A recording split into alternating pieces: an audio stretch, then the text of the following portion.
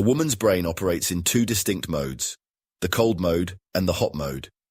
In cold mode, she relies on her conscious mind to make decisions, while in hot mode, her subconscious takes over, leading her to make decisions based on emotions rather than logic.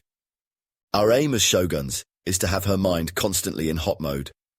When emotions drive her actions, she becomes more open to acting on her instincts. Now, the real question is, how do you get a woman into hot mode? It's a fairly simple concept. To do that, you must manipulate the manner in which her brain processes information.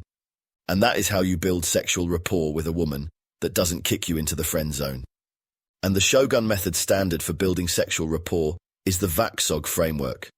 If you're unfamiliar with Shogun Method's VAKSOG theory, here's a brief explanation.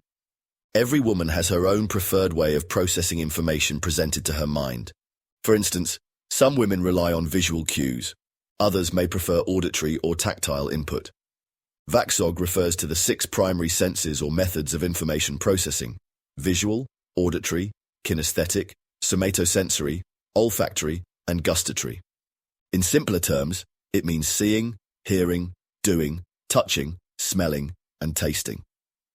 The VAKSOG hacking strategy operates by mimicking her information processing methods, effectively bypassing her conscious mind entirely. This approach allows for direct appeal to her subconscious, ensuring she remains in a constant state of emotional longing. Or, in Shogun Method terms, it makes sure she stays in hot mode. Let's take an example. So, let's say you're talking to a woman, and you begin by asking her, "What do you prefer, music or film?" Let's say she responds with, "Music. Operas are my jam. I could listen to them for hours." So, you now know immediately that her primary sensory mode is auditory. All you need to do is to respond in auditory mode. For instance, you can say this: "Sounds awesome. I hear a lot of girls say they listen to all kinds of music, but something tells me you absolutely love classical music." Easy, right? As you can tell, my choice of words mimics her auditory mode.